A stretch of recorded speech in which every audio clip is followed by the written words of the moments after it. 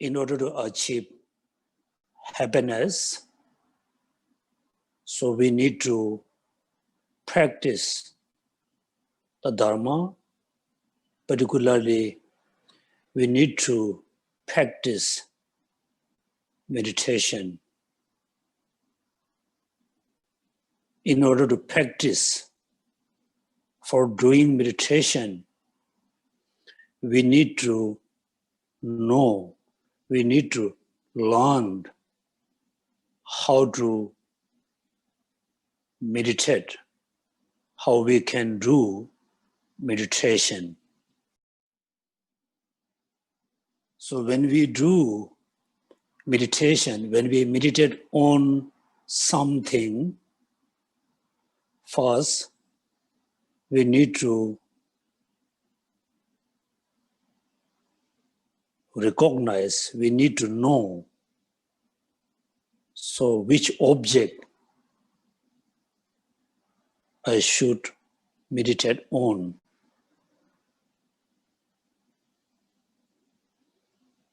Therefore, everybody think today I will study Lamrim, particularly meditation for becoming Buddha, to benefit all sentient beings. Please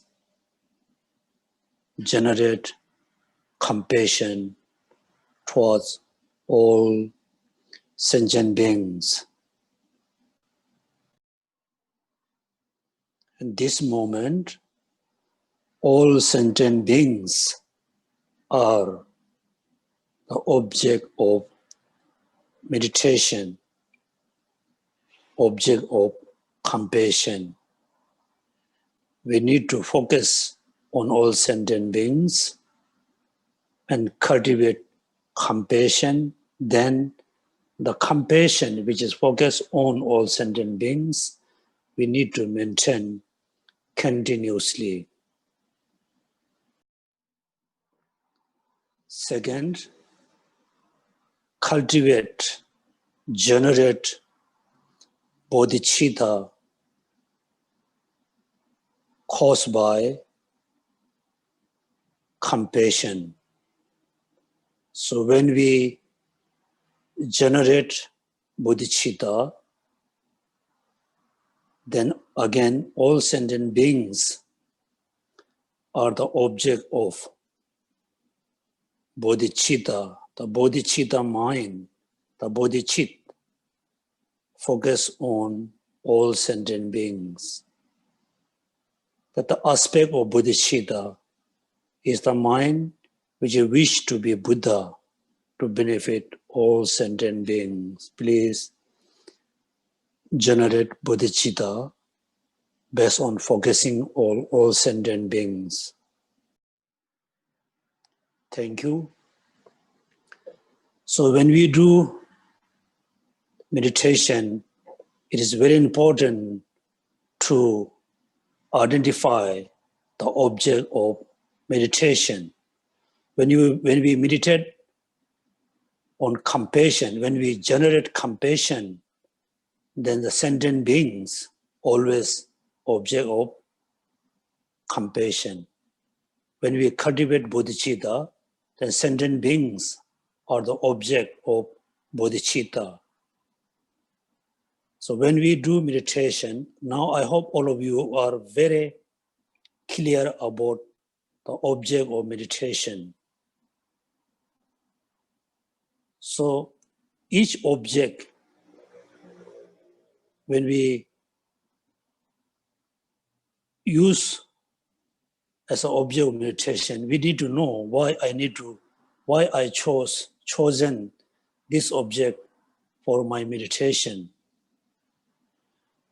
It depends on our afflictive emotions. If the ignorance is very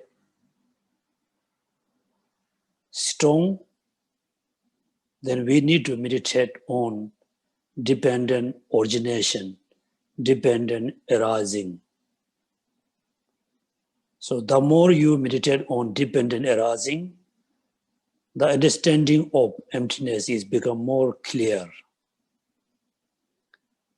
So once you meditate on dependent arising for many hours, then we're going to realize everything exists, establish, arise, only depend on causes and condition.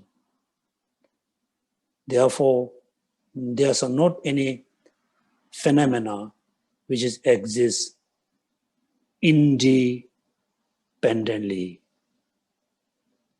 When we have strong attachment,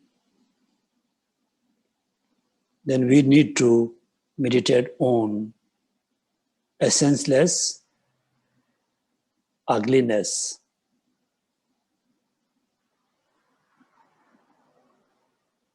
Any kind of meditation when we do, make sure we must differentiate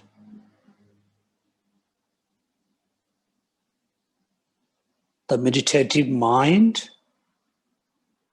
the mindfulness. So when we do meditation on, for example, impermanence, impermanence becomes the object of meditation, then the mind just apprehend, realize impermanence. And since the mind just focus on impermanence, when the mind continuously focus on impermanent, then the mindfulness is become very important to remember the impermanence. The mind focus on impermanence, the mindfulness help support to remember impermanent next to the mind. If our mindfulness has gone, then the object of meditation has gone. The mind cannot focus on impermanence because the mind forgotten impermanence because the mindfulness has gone. The second, when we meditate on impermanence, then the vigilance is very important to notice the mind is completely focused on impermanence. The mind is fully aware the object of meditation. Therefore, vigilance help us to notice laxity and excitement. So it is very, very important to recognize the meaning of excitement and laxity. The meaning of laxity is our mind quite becomes stable to continuously focus on the object. The mind is very stable. The mind cannot clearly see the object of meditation.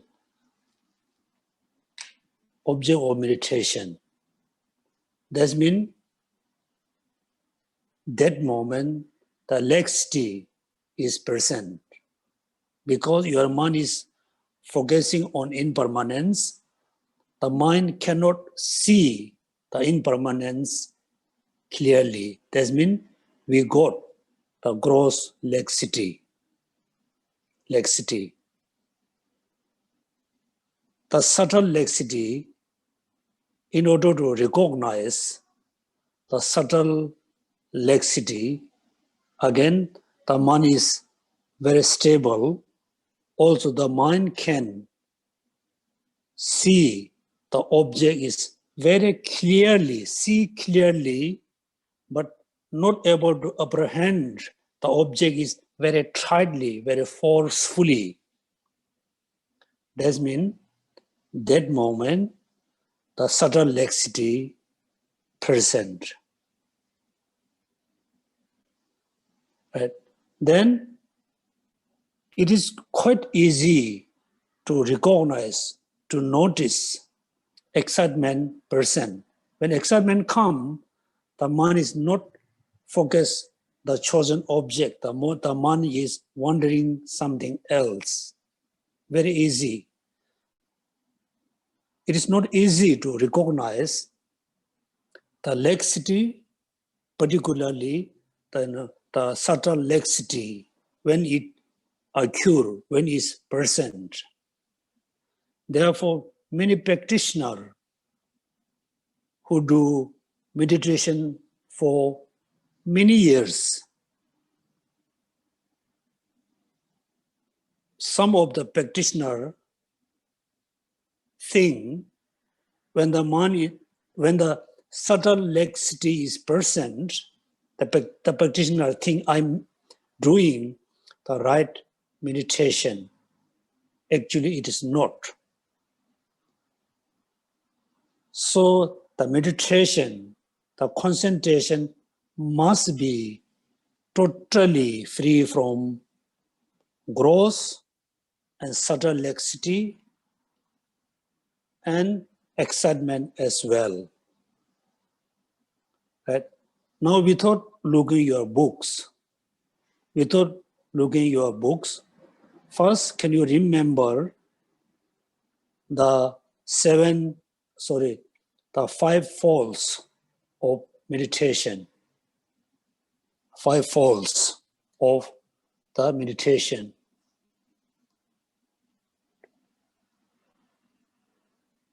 Oh, come. 5 folds. Without looking your Lamrim book, can you count the 5? What are the 5?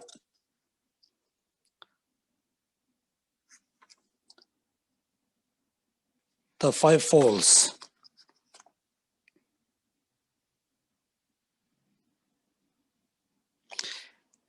Laziness, forgetting the instructions, the laxity and excitement together, 3. The number 4, fourth, non-application. Number 5, applications. So please remember the 5 folds.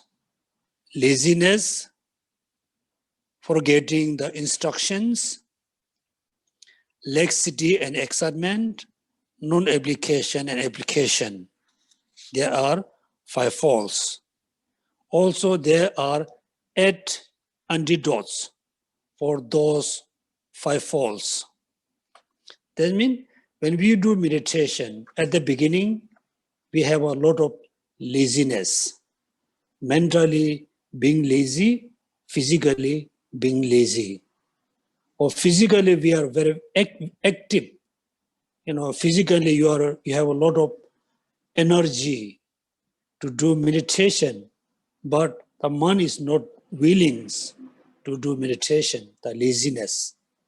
So as a foundation, we need to eliminate.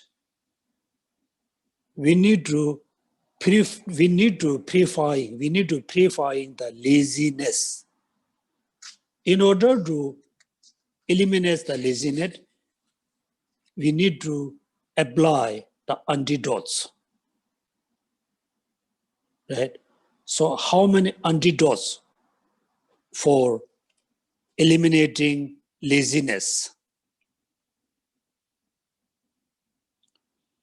4, right? Confidence, yearning, effort, and plenty.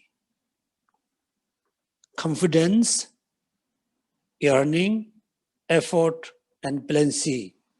Also somebody, I think, used as first one, faith. Faith means confidence. yearning, aspiration, the effort, they are, I think, same mindfulness, plenty, mindfulness, then vigilance or introspection, that application of the remedies and equanimity of the remedy applications. There are 8 antidotes for 5 faults. Confidence, yearning, effort, plenty are the antidotes to reduce laziness. Faith, confidence. If you have very strong belief and faith, if you have very much confidence then about meditation, then you are very willing, physically, mentally, willing to do meditation. Then laziness can be reduced. Yearning.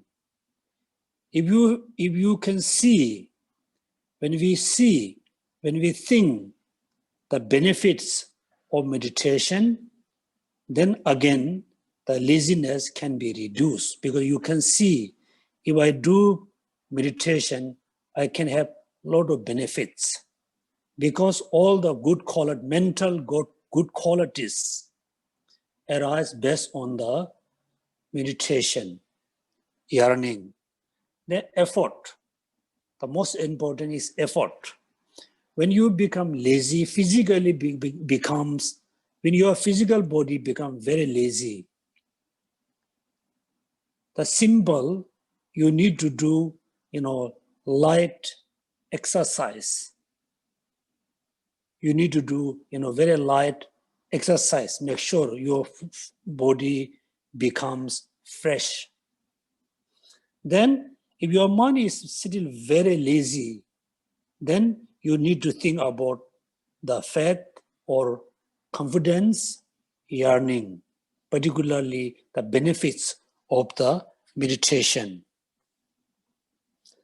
Then, plenty. When we achieve the physical and mental plenty, then the physical tiredness, the mental tiredness can be totally eliminated. Right? Then remedies for forgetfulness, mindfulness.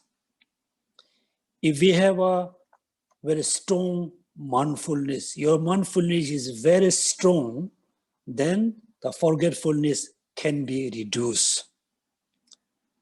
Laxity and excitement, right?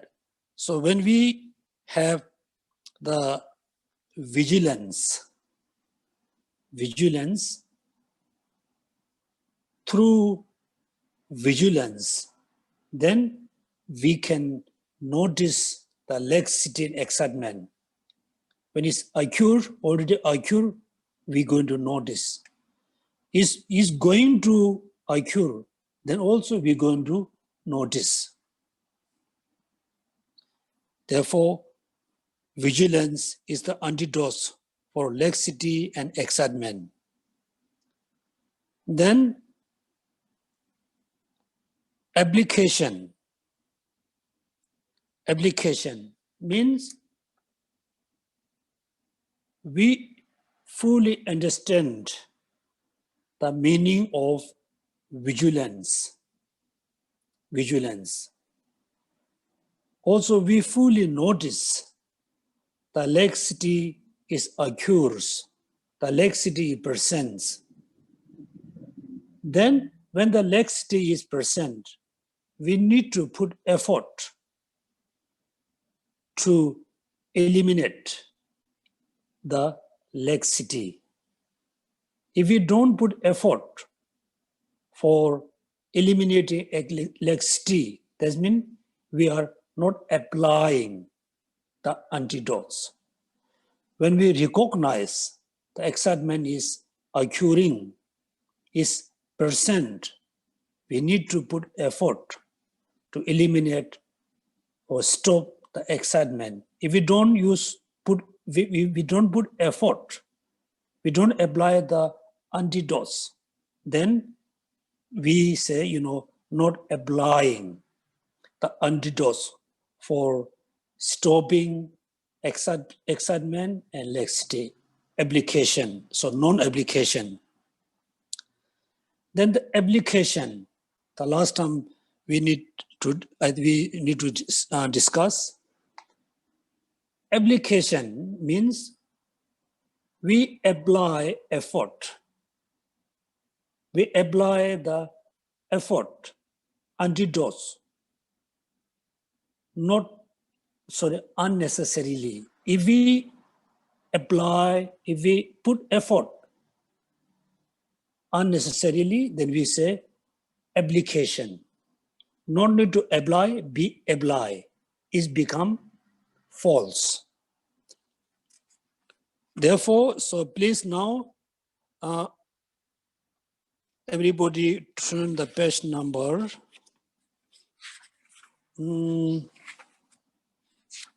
I think page number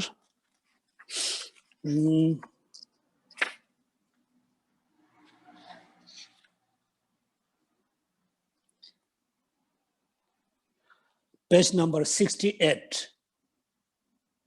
Questions.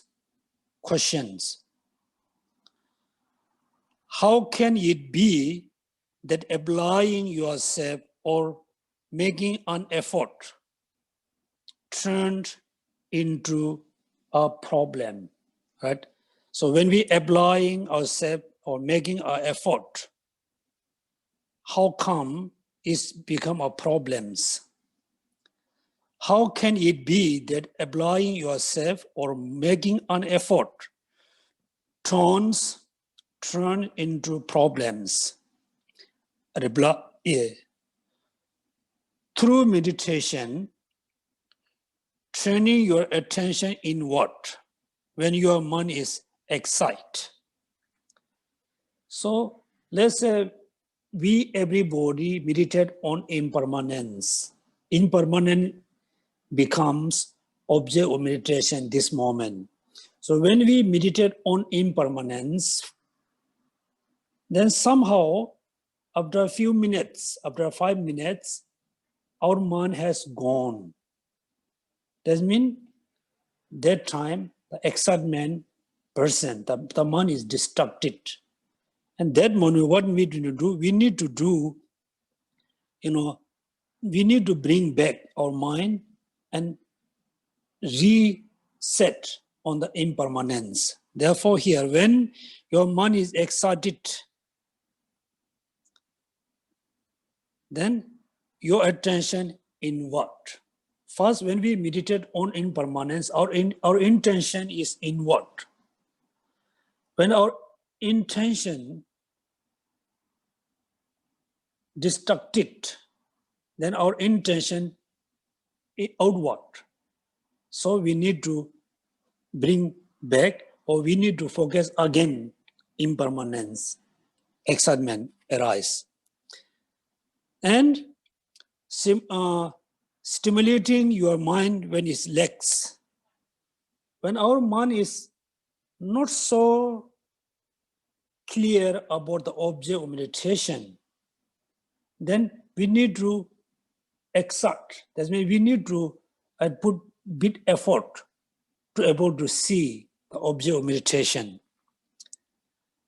Stimulating your mind when it's lax, you gain confidence. The laxity and excitement will not occur during each stable meditation session. So that means when the mind become focus outward, then we need to put effort, focus on inward. That means you stop you stopping the excitement. When our mind become very lax, mean cannot see the object very clearly, but is not tightly apprehend the object. That means laxity appears the laxity. Then we need to put effort to, lift up the mind. Then applying this kind of idea, technique, then slowly you are very confident about not occurring excitement and laxity. Confidence that laxity and excitement will not occur during each stable meditation session. At this point, you are still extremely wary of laxity and excitement. You are very confident they are not occurring, but you have to be very aware, alert. Your legs are vigilance, or you have to be very alert about laxity and excitement. Make sure they are not arising. Make sure they are not occurring. Alert.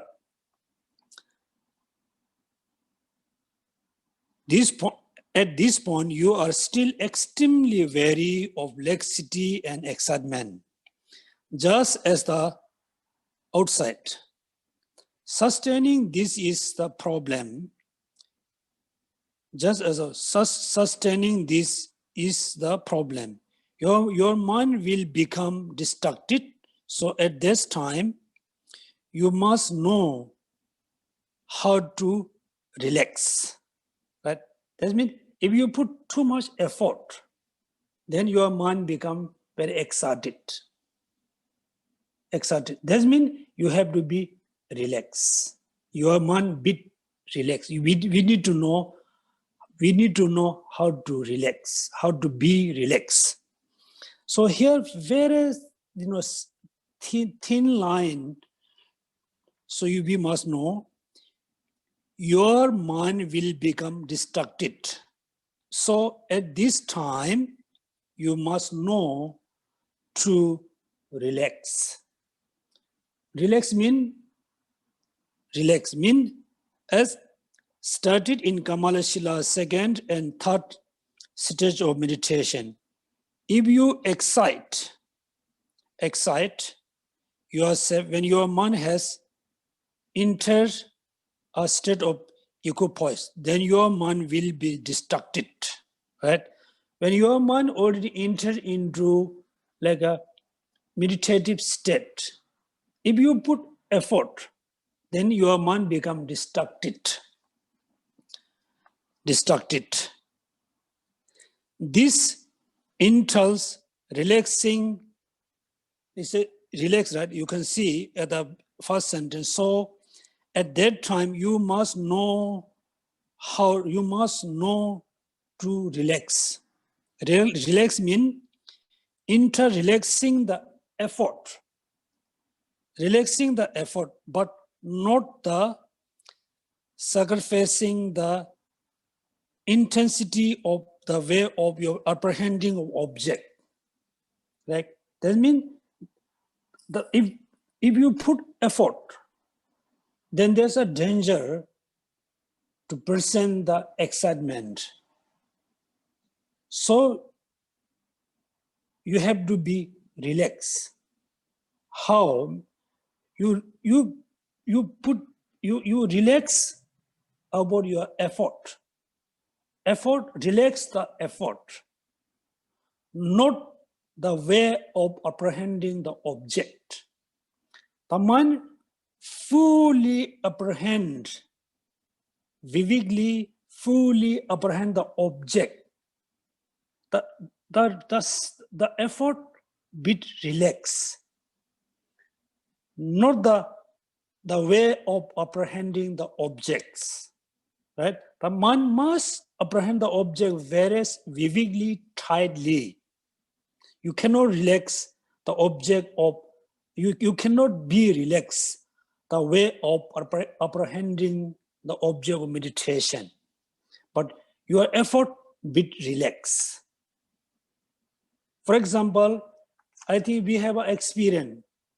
When you hold a heavy object in your hands, very heavy object, your hands, then people say, be relaxed. It doesn't mean your hand must be relaxed. That means you need to hold the heavy object very tightly, but you need to be rest. You must rest. You should not give rest your hands. If your hands be lax or relaxed, then the object going to fall down. Therefore, when the excitement present, that moment our effort be relaxed, be relaxed. But the mind must apprehend the object very clearly, tightly, right? Therefore, but not sacrificing the intensity of the way you apprehend your object. Therefore, this cultivation of equanimity is not to be done every time laxity, excitement are absent. But once you have reduced the force of laxity and excitement, for when you have not done, so there's no equanimity. So then later they explain equanimities. Okay, just before we learned the 5 faults and 8 antidotes. Without looking your text, can you please remember what are the 8 antidotes? Without looking your book. Make sure you remember the 8 antidotes. Confidence, yearning, effort, plenty, then mindfulness, vigilance, non-application, and applications. So you must remember that there are 5 faults, 8 antidotes. The first 8 antidotes are the antidotes to stop, eliminate the laziness. The rest of the 4 antidotes for each of the 4 faults.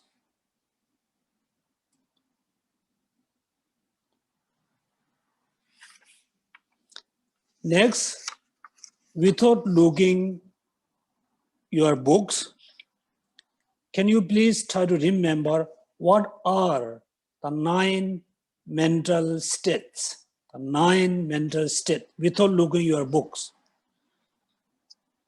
Number 1, number 2, number 3, number 4, number 5, number 6, 7, 8, 9.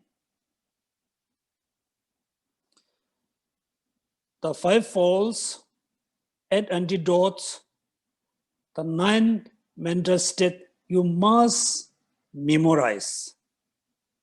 Because when we do meditation, we need to eliminate the 5 faults, applying the 8 antidotes. Also, we must remember the 9 mental states. Otherwise, we cannot do meditations.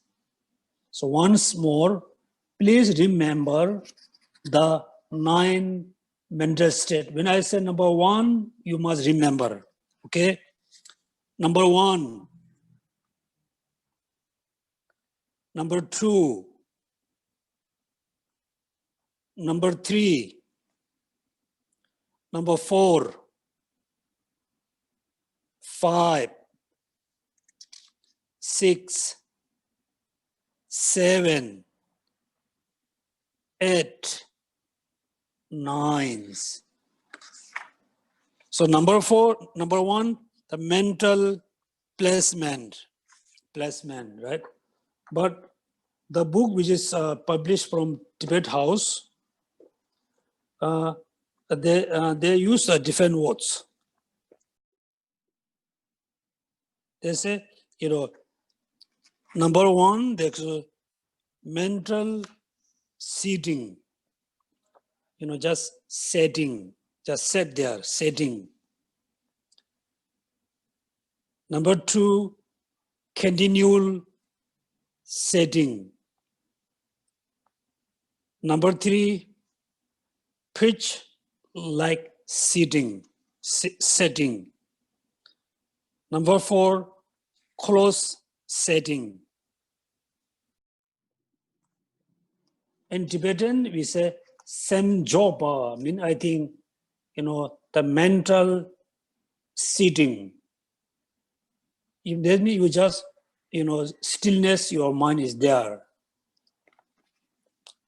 Number 2, continuously placement. Number 3, pitched placement, close placement.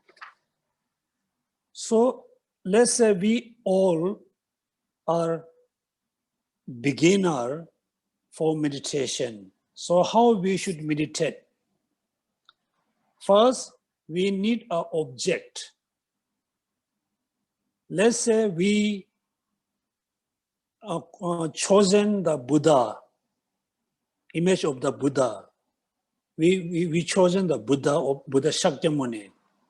First, our mind just focus, just set on the Buddha. Like this is the Buddha, this is our mind, just focus. One moment, or maybe second moment, we just focus. That means able to learn how to focus. We need to learn how our mind can be focused on the Buddha, focus. Then second, say, continuous placement, not just focus, able to focus continually. First moment, second, third, 5, like maybe 10 minutes, continuously. Then third, pitch placement. First we focus, second continuously focus, third the mind got distraction, the mind has gone. Then we must the mind bring back and again focus, right? Therefore, first is a mental placement, continuous placement, perch placement, close placement. Now you can see the number 3. If your attention is drawn away by forgetfulness and distracted outward, you recognize this and again fix it upon the object of meditation, right? If your attention is drawn away, has gone away by forgetfulness and distracted outward, that means we must recognize this and again fix it upon the object of meditation. That means the first 2 steps, mainly practicing how to focus.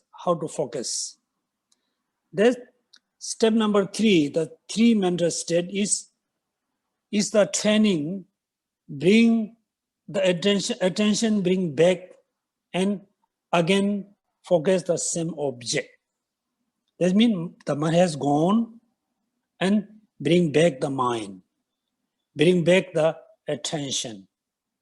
Why the mind has gone? Because we forgot the object of meditation. Therefore, the mind is focusing something else. Then close placement. Kamala Shila, first stage of meditation, comments that with the previous mental state, you recognize distraction and eliminate it.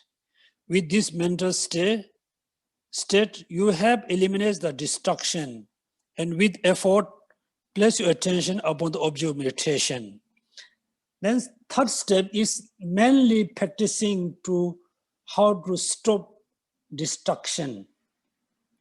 If our mind distracted by attachment, anger, hatred, any other condition, distracted, then we need to learn how to bring back our attention and set on the chosen object. Now you can see the third step is mainly practicing to stop distraction, practicing for how to bring our intention back to the chosen object. Close, reflecting upon an advantage of the concentration, you take delight in the concentration. Taming, reflecting mean, so somehow when we do meditation, yes, our mind is very often has got the distraction. Our mind cannot stay on the chosen object continuously. Then number 5 is mainly training. The main practice is to remember the benefits of the meditation. Must remember the advantage of the meditation, not doing meditation, right? Advantage and disadvantage. When you know the disadvantage, then you feel, oh, I must do meditation, because you can see the benefit of meditation. Also, you can see the loss of not doing meditation. Therefore, taming, reflecting upon the advantage of the concentration, and you take delight in concentration. Then the other meaning here, then because you see the advantages, your mind is tamed in a concentration. The Sarvaka levels comments that if your mind is distracted by sign of any of the 5 sensories, objects of visual form and so on, of the 3 mental poisons, attachment, hostility, and ignorance, or of the man or woman, you regret these 10 signs as a disadvantage from the outside and do not then scatter your mind. Therefore, when we do meditations, it's very obvious for us, our mind cannot stay on the chosen object. Stay 1 minute, then has gone. When the mind has gone, we need to know the mind is wondering about what? About food, about clothes, about attachment, about anger, ignorance, whatever. We need to know why I got the distraction. If your mind is often distracted by like a attachment our food, attachment our clothes, job, money, house, car, then you must remember all these things cannot be with me forever. Remember impermanence. Remember everything one day is totally separate from me. Therefore, you need to know the disadvantage of the attachment, the disadvantage of anger and so on. So then it stop to got destruction. Also, it can stop your excitement. Right? That's mean now you say number 5 is the practicing to remember the benefit of the meditation, remember the disadvantage of the meditation. Also, we must learn what are the causes to distract our mind. Number 6, because now you can see, the 9th step step by step going more deeper. First, just focus. Second, continuously focus on the object. Third, notice distracted and the intention bring back and set on the chosen object. Right? Then number 5,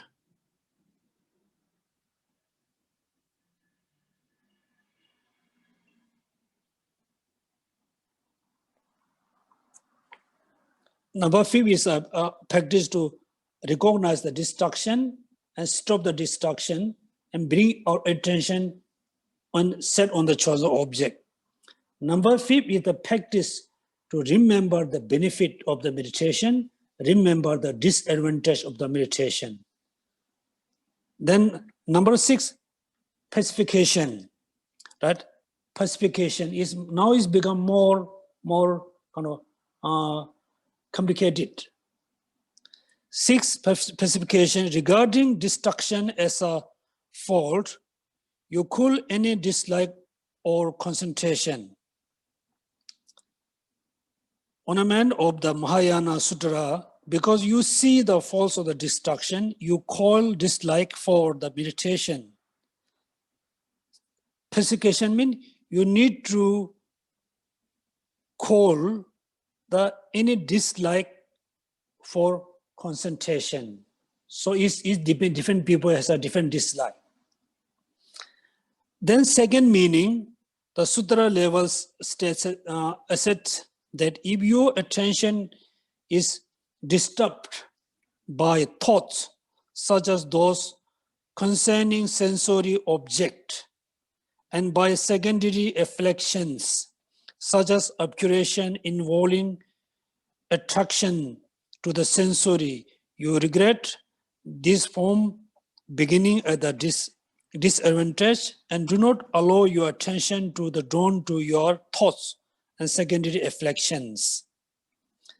Because the more you are able to focus, then there's a chance, there's a opportunity to notice the distraction.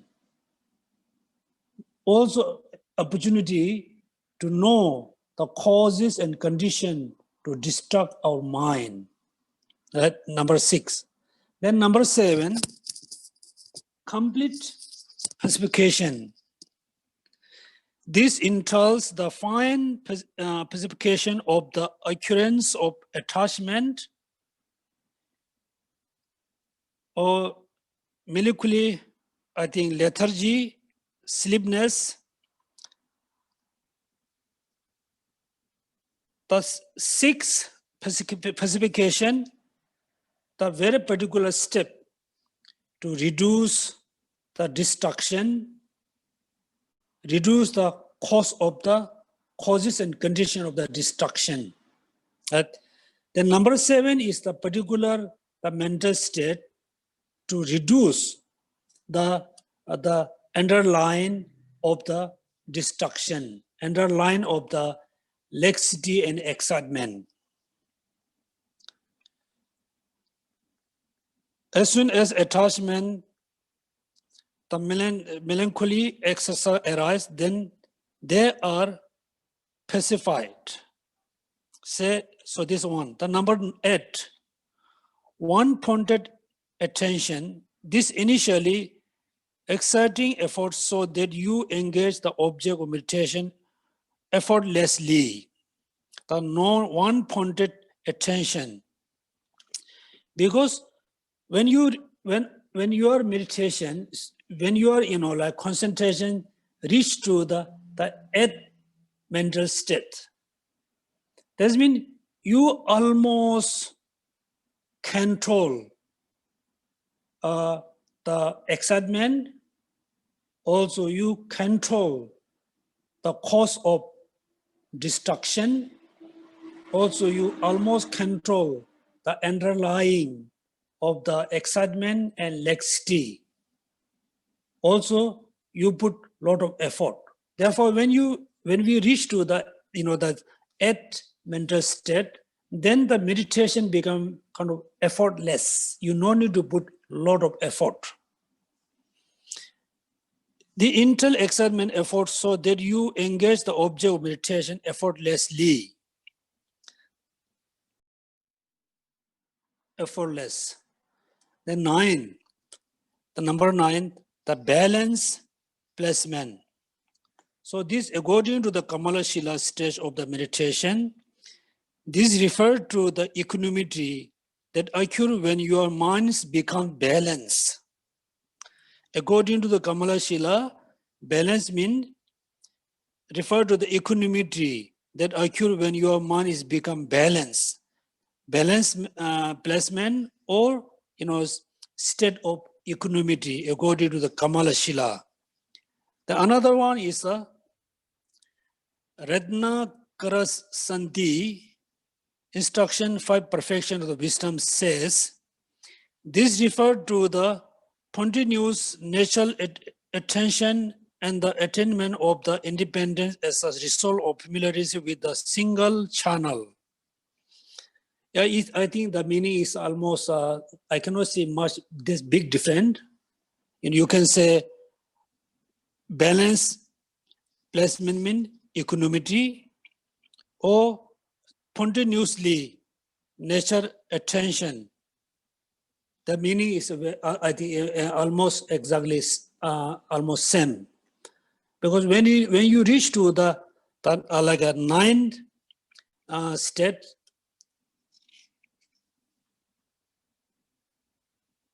so you got the kind of you got really your mind become very kind of independent to focus on the chosen object, or your mind become very balanced, neither fall into excitement, not falling into laxity. Your mind become very balanced. When you focus on the chosen object, there's no excitement, there's no laxity. Your mind become very balanced. Your mind become very effortless to meditate on the chosen object. Right? The 9 mental state. So now you need to know the order. When we do meditation, we always have a 5 faults, 5 hindrance. Some person can have only maybe 3. Somehow we have the hindrance, 5 or 4 or 3 or 1, doesn't matter. If we have a 5 hindrance, so we need to eliminate the 5 hindrance to applying the 8 antidotes. The 8 antidotes is very particular antidotes to eliminating the 5 faults. 5. Among the 5, the most worst is forgetfulness. Forgetfulness. The meaning of forgetfulness, it doesn't mean we totally forgot the object of meditation. No, the mind cannot remember the object of meditation, means the mind totally lost the object. The object is no more the object of meditation. It has 4 antidotes. The rest of the 4 has 4 antidotes, totally 8. The 8 antidotes is particular antidotes how to control, how to eliminate the 5 faults. Right? Based on eliminating the faults, 5 faults, then we need to enter into meditation. How we can enter? First, we need a object of meditation, like impermanence. First, we need to know the meaning of impermanence. We need to remember impermanence. Once you remember, when you know the impermanence, then your mind just focus. step number 1, just focus. Then step number 2, not just focus, focus continuously, maybe for 5 minutes. When you able to focus for 5 minutes, then after 5 minutes, your mind distracted. Your mind has wandering something else, not impermanence. Then you need to notice is, yes, now this moment my mind is distracted. My mind is not focusing on impermanence. My mind is wondering something else. Then you need to, pull back. You need to pull back the intention, pull back and set again on the impermanence, right? Therefore, step number 3 is mainly recognizing the distraction. Then step number 4 is more how to bring back, how to stop the distraction. Number 5 is, giving a lot of aspiration to remember the benefit of meditation, to remember the disadvantage of the meditation, give a lot of aspiration. The step number 6 is pacifications. We need to pacify the distraction. Laxity is not the distraction also, because distraction is the first we need to control. So we cannot control the distraction just, like praying, chanting. When we got distraction, we need to know why my mind is distracted. Due to attachment about the forms, sound, smell, taste, textures. Due to attachment, due to anger, due to ignorance. So we need to control the distraction, knowing the cause of distraction. Pacification, right? Then completely pacification means not the pacify the distraction thoughts, also pacify the underlying of the distraction mind, underlying of the laxity and excitement. Then if you are able to control the destructive mind, able to eliminate the causes, condition of the destruction mind, then number 9, pointed attention.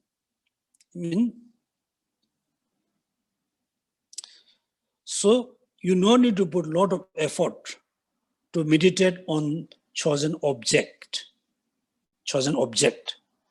Then number 9, balance. So when you are quite, your mind becomes very independent to focus on the object of meditation. Now there's a dangers of the laxity, gross and subtle laxity.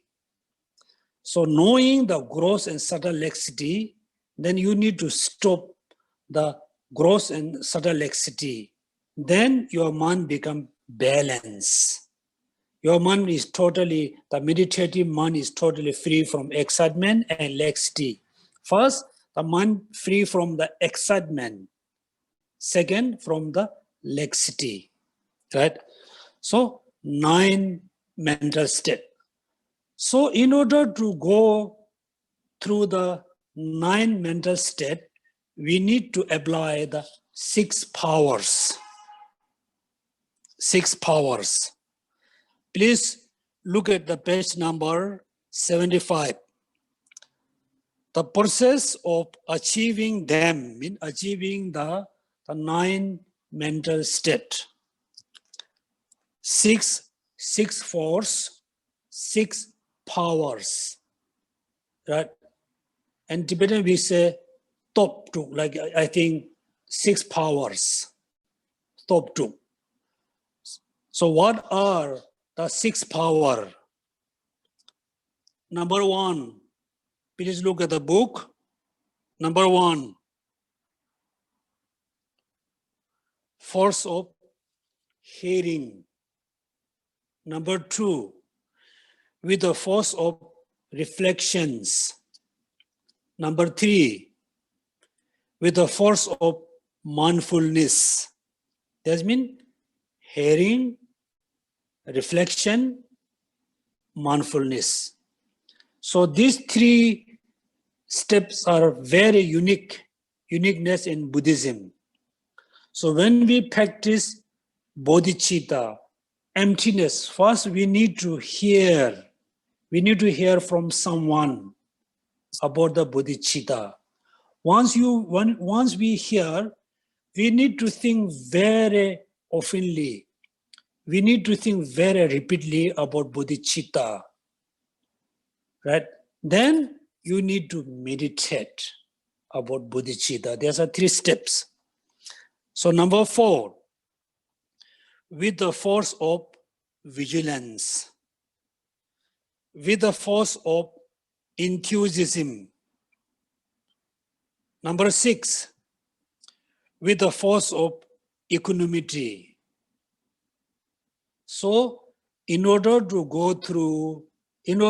accomplish the 9 mental states, we need a kind of technique. We need a methods how to achieve the 9 mental states. So the 9 mental states is very like a order. If you miss first step, you cannot accomplish the second step.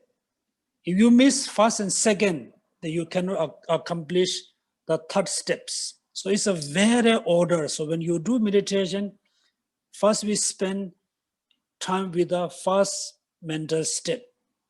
When the first mental state becomes very solid, then we need to, always say, we need to focus on the second. That means same mind is, the one mind is going to develop into second step, develop into third step. So how we can develop the 9 mental state? Applying the 6 forces. What are the 6 forces? Number 1, with the power of hearing, listening, hearing.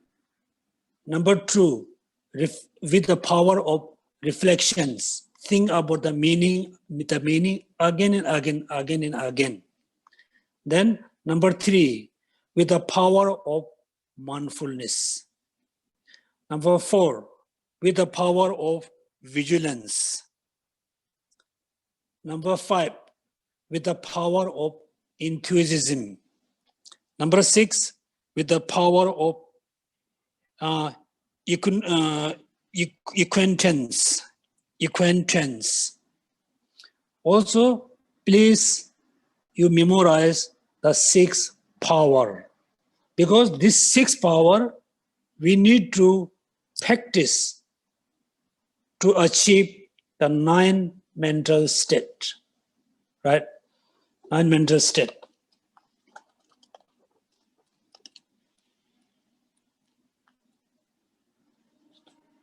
So in this book by Geshe Lobsang, he put very simple way, 6 powers. The power of hearing, stage 1. Among the 9 mental state, power of hearing can achieve the stage 1. Power of reflection, stage 2. Power of mindfulness, stage 3 and 4.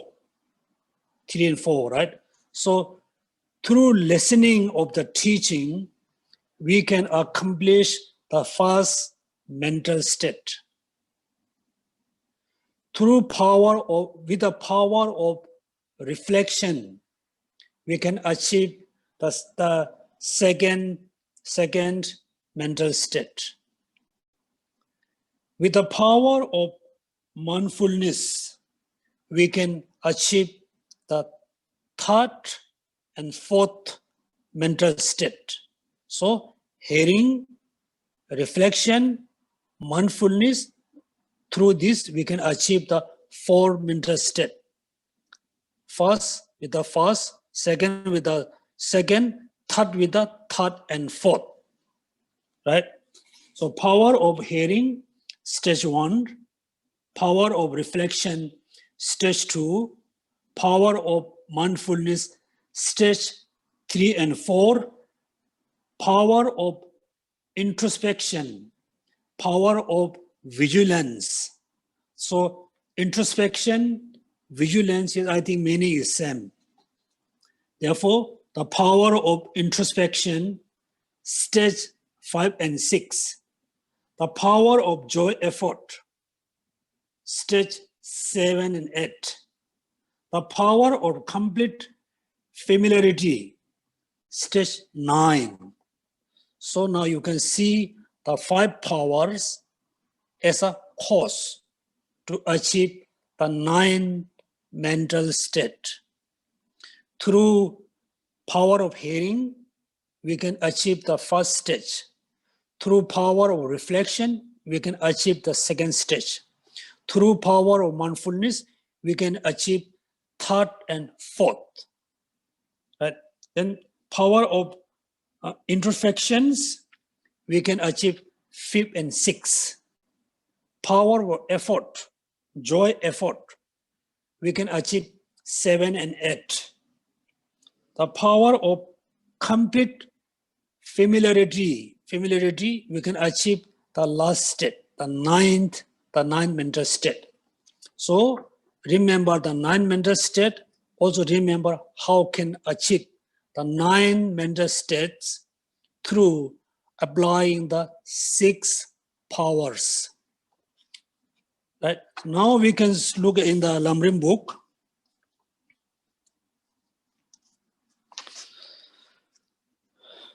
The process of achieving them with the 6 powers is, there are 6 forces.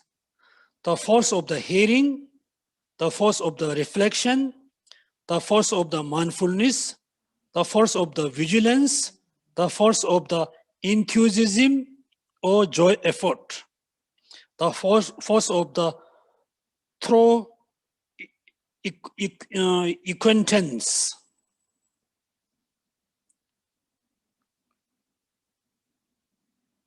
Tibetop, Sambetop, Tembetop, Shijingetop, Sundigetop, Yongsu Tibet. Yeah.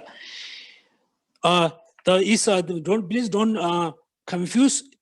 In this Lamrim said acquaintance.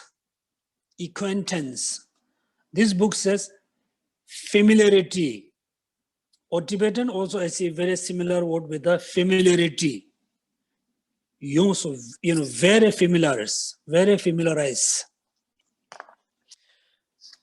With the force of hearing, you accomplish the mental placement, the first step. The reason for this is that due to the following instruction that you have merely heard from someone else about the focusing on the object of meditation. At the first, you simply fix your attention upon the object. But this is not the case of the familiarity due to your own repeat reflections. So we are very beginner meditation. First, we meditate on impermanence. We need to know the impermanence and focus impermanence just based on a hearing. Somebody said, oh, this is impermanent. We just focus on the impermanent. This is just simply we hear from someone. It's not because we think, repeatedly. Then I think this is, quite clear. 6 power can be caused to achieve the 9 mental state. Now please turn over page number 78. 78. The 4 attentions. How the 4 attention are involved in this. This means non-mental state, right? Through 6 powers, we can achieve the 9 mental state.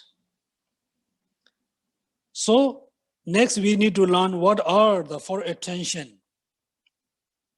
Attention are involved in this. These 4 attentions teach us how to meditate. How to meditate. Okay, very softly, tightly, put effort, lot of effort. How focus on how much effort we need to focus on the object of meditation. This means for attention.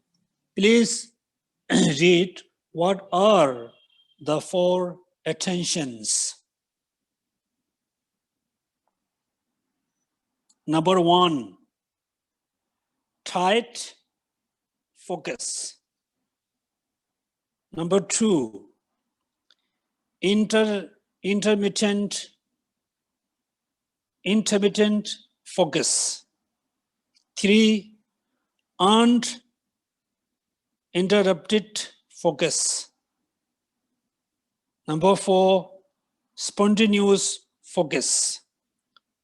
Right? 4 focus, 4 attention. Tight focus, intention, intermittent focus, uninterrupted focus, and spontaneous focus. And this book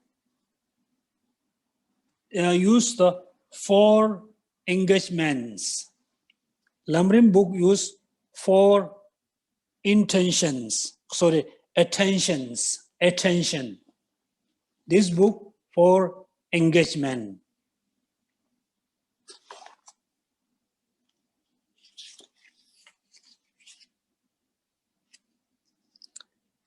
I think illegible. If we say attention is more close to the Tibetan words. In Tibetan we say illa jeba ji. Itche ji. In the short word, it meant mind. Che mean, like a possess in mind. There are 4 possess in mind. The illa jeba ji, itche ji. The long words, you need to add la. It la chetpa. Short, itche ji. There's no la. Right? 4 engagement. Tightly focused engagement. Interrupted engagement. Uninterrupted engagement. Effortless engagement. Now you can see they're different, right? Tightly focused is similar. Then interrupted is better. Interrupted focus, uninterrupted focus, effortless focus. I think spontaneous focus or effortless focus is the same meaning. Please remember the 4 attentions or 4 engagement. What's the number 1? Tightly focus. Number 2, interrupted focus. Number 4, uninterrupted focus. Then number 4 is the effortless focus or spontaneous focus. That means totally 4 attentions, 4 engagements, same meaning. Now we need to learn how we can link the 4 attention with the 9 mental states. Right? First, we already learned through 6 forces, we can achieve the 9 mental state. Now, among the 9 mental state, has a different kind of different way of engaging on the object. Therefore, number 1, tightly focus. During the first 2 mental state, among the 9 mental state, the first 2 mental state, during the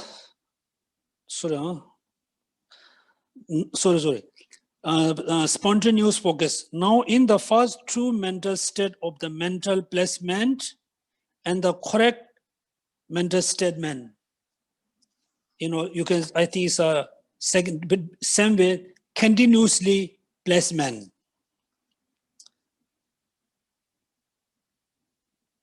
Now, in the first 2 mental state of mental placement and continuously mental placement or correct mental placement,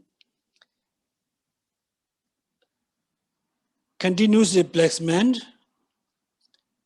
there is the attention of tight focus. In the next 5 mental state of the withdrawn mental placement. The first 2 mental statement we can tightly focus. The first 2 mental state, they name tightly focus like a mental state. Then the next 5 can be perch placement, close placement, taming, pacification, then complete pacification, right? Perch placement, close placement, taming, pacification, complete pacification. These 5 then name interrupted attention, taming, pacification, and complete pacification.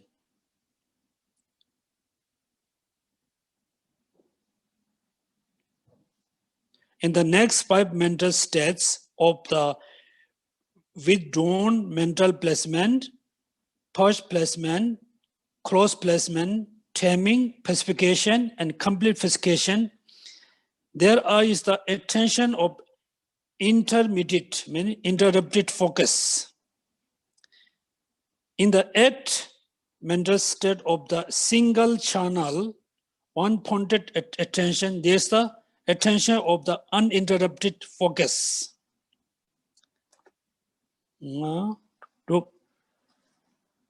the 9, the first 2 mental states, they call tightly mental focus or tightly attention.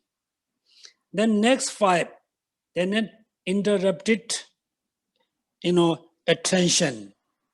The last one, they call uninterrupted attention. So according to this book, also is we can say this way, I think easy to understand.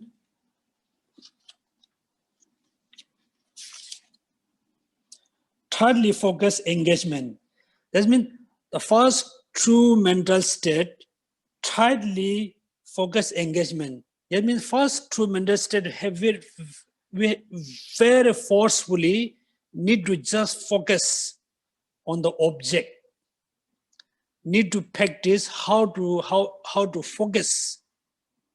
Right? That means tightly engagement, tightly focus engagement.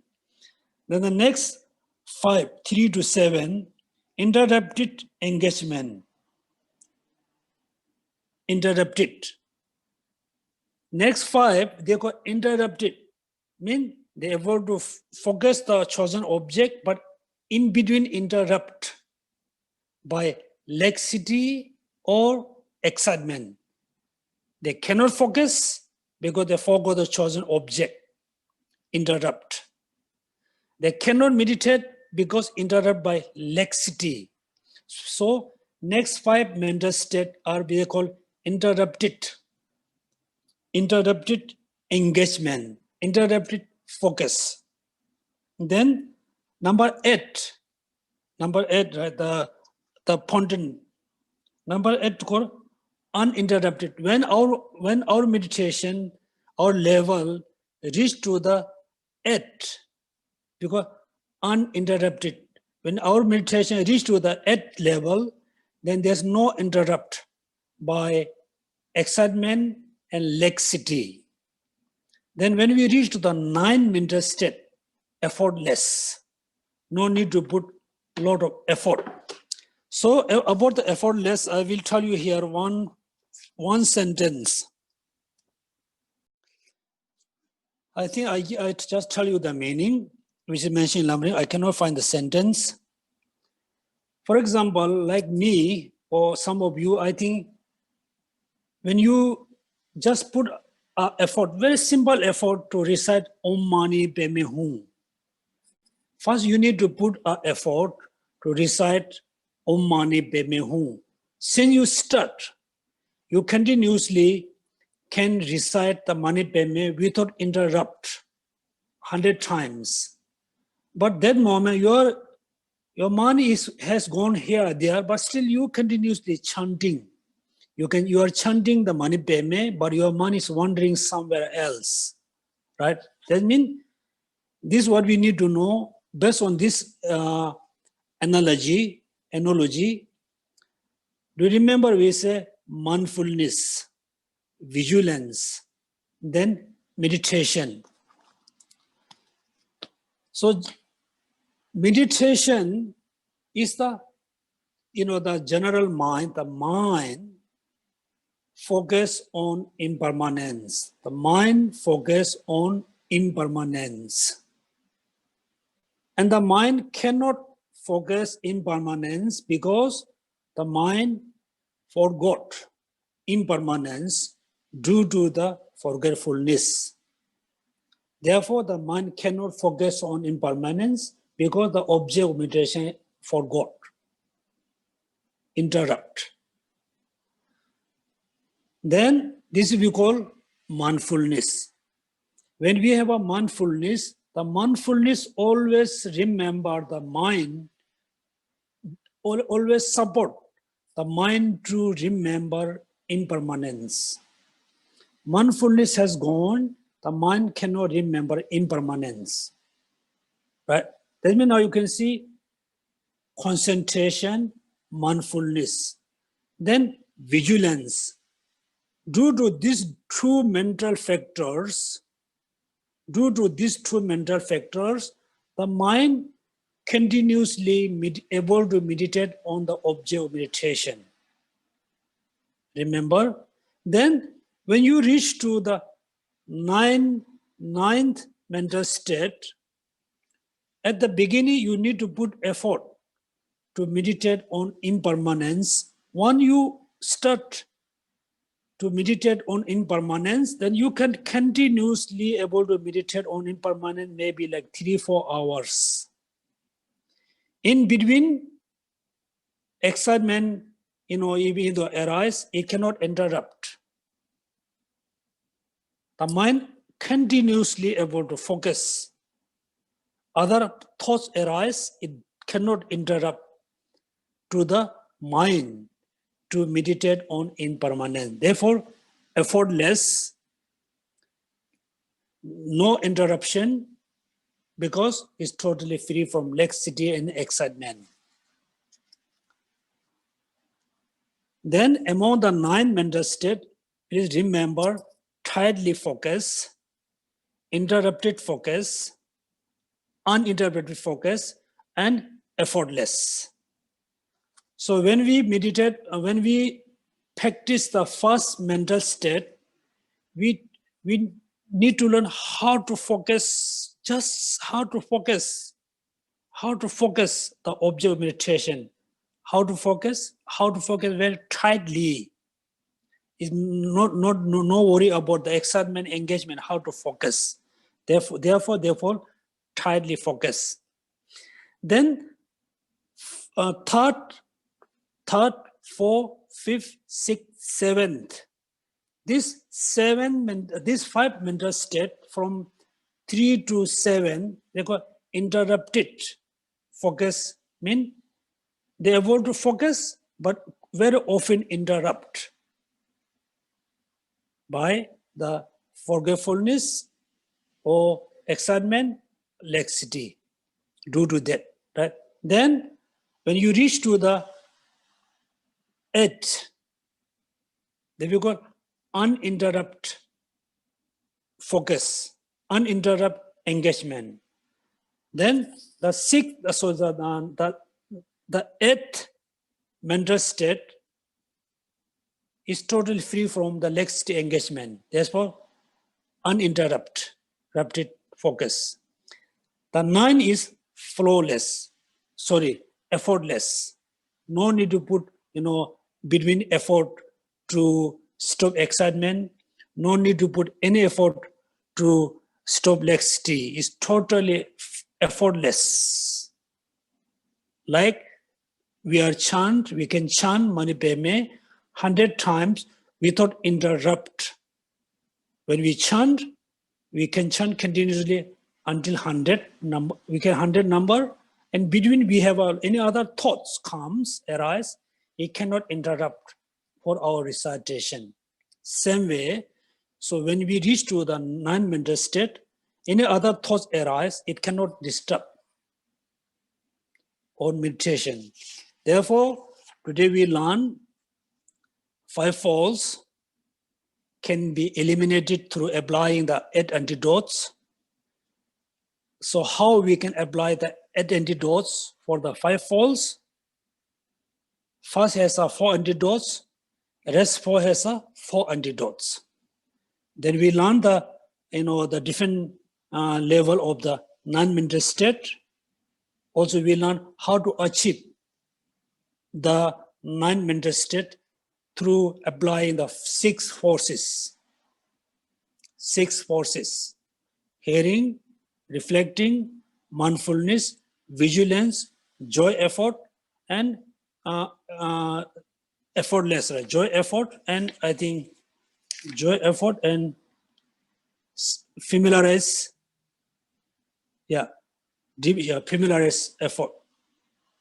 And also we learned there's 4 engagements or 4 attentions: tightly attentions, interrupted attention, uninterrupted attention, effortless. This you need to link with the 9. First 2 we named tightly focus. Next 5 we named interrupted focus. Then 8 we named uninterrupted focus. 9 we named effortless. Right? So I don't think there's any Lamrim class for the next maybe 3 weeks. So next class we will start from the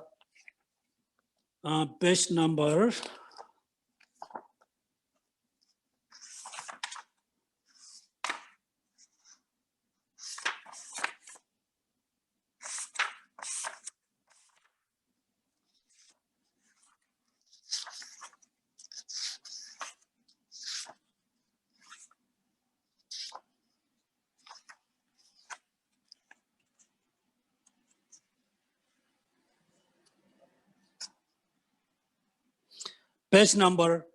79. Page number 79. The measure of successful cultivation of serenity. So next lesson in the new year, like a Western New Year, we will start our class, page number 70, page number 79. So for you as a homework for 3 weeks, so please read beginning from the meditation lessons until the measure of the cultivation of serenity. Please read page by page. Not just read, you really need the proper understanding. So after you reading the few pages, one page or few pages, if you don't understand, if you're confused, please give a note. Next time when we have a new class for the new year, so we must have maybe 1 or 2 classes for clarifications. Why I spend a lot of time for this particular subject of meditation? This is so important. If you read other books, any other Lamrim book, you cannot see that precise, that's clear. So Lama Tsong-kha-pa put all together, all the Indian master texts or teaching put together, and he really clarified about meditation. Particularly, he was very careful about differentiating between lethargy and laxity. And laxity, there's a two, gross and subtle laxity.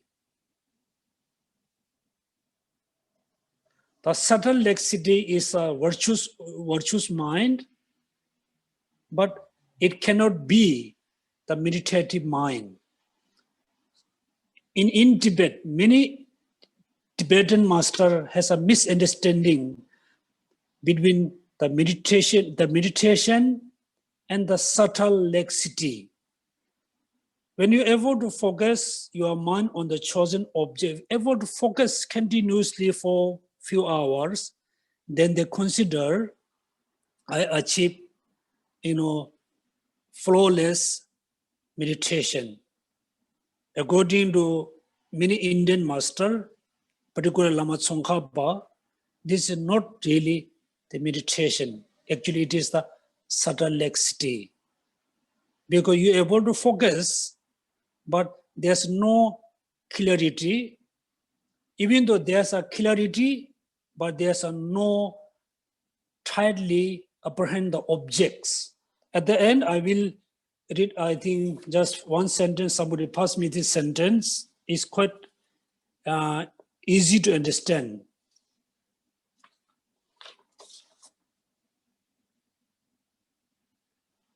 There are two kinds of laxity: gross laxity and subtle laxity. Gross laxity is when, as we absorb the holy body of the Buddha, recollection maintains the objective support and the mind stays on the object. That means the mind stays on the object, but the consciousness has no factor of clarity, of lucidity. That means the mind can stay with the object, but the mind, there's no factor of clarity or factor of lucidity at all. Although one has the mere factor of stability, there's a stability is there towards the object, but there's no factor of clarity. As though something else were obscuring it, this is called gross laxity. That means your mind is very stable, able to focus the object, but there's no factor of clarity. You cannot see the object very clearly. Obscuring is look like the object is obscuring by something. That they name the gross laxity. This is called gross laxity.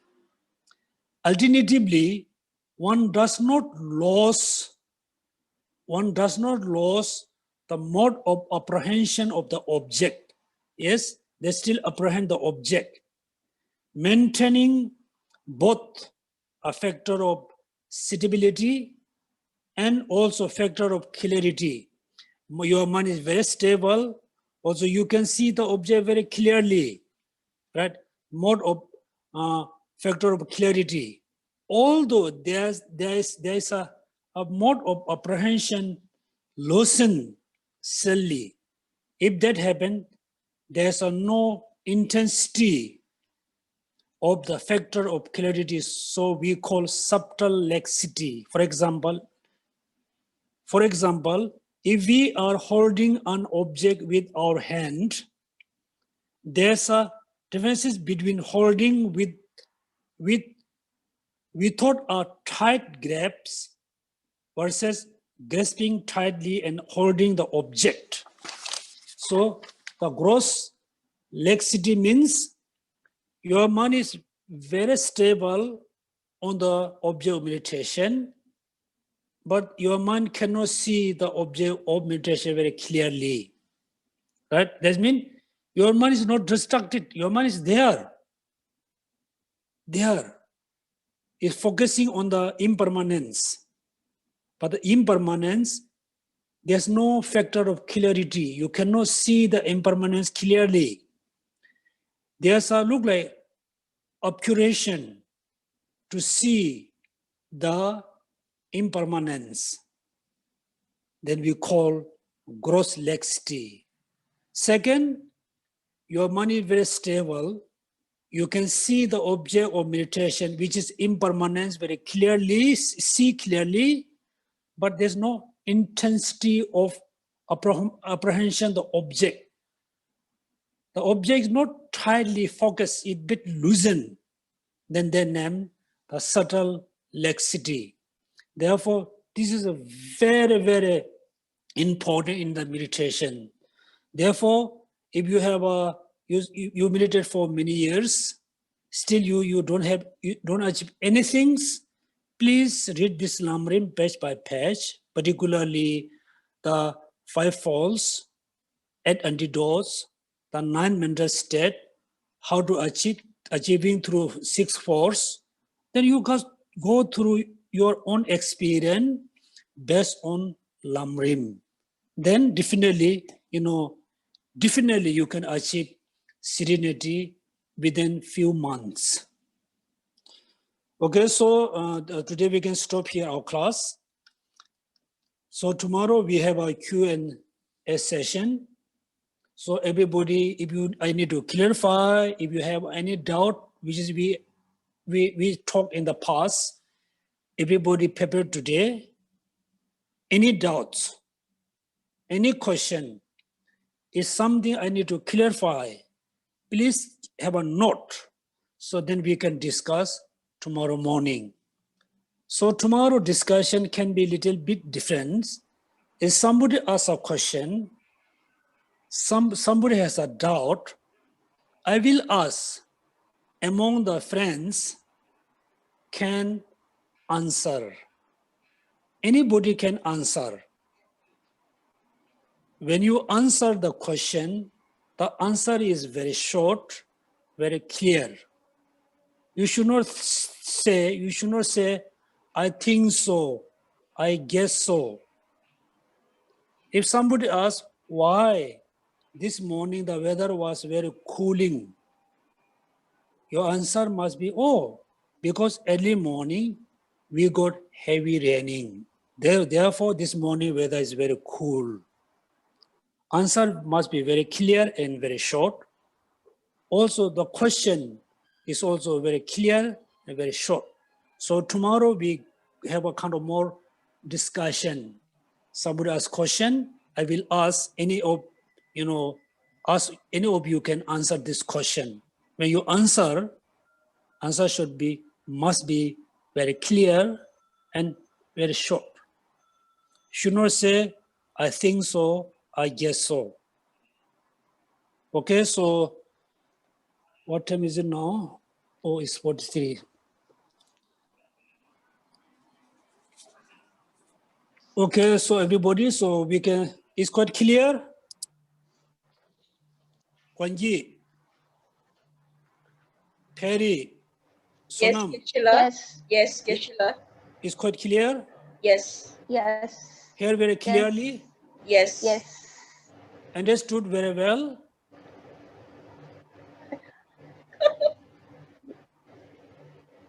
Okay. So thank you so much for attending the Lamrim class. The next Lamrim class we will start in the new year. I think in the last week of the new year, right? 2021. We have 3 weeks. Everybody do proper homework about the meditation, observe the meditation, all the factors, so and so. Please do the proper study. If you don't understand, if you have a doubt, if you have a need to clarify, please give a note. So all at the beginning, we can have a 1 or 2 session for Q&A. For tomorrow, particular tomorrow, so also please you prepare today and we can discuss tomorrow morning.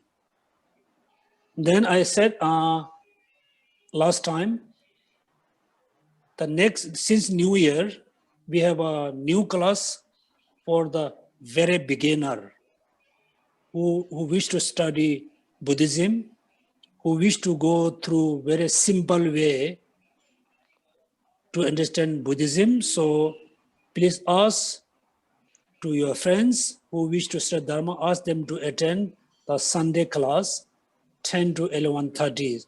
So I will explain very simple way using mainly the 2 books, 2 Dharma books, right? Lamb of the Path to Achieving Enlightenment, Meditation of the Middle State. And between, I need to use Lamrim. So based on this book, I will try to explain the complete Lamrim maybe within 1 year. So I'm not to go through all the words. Okay, so thank you so much. Dedicate the merit to benefit all sentient beings, particularly your relatives, your friends.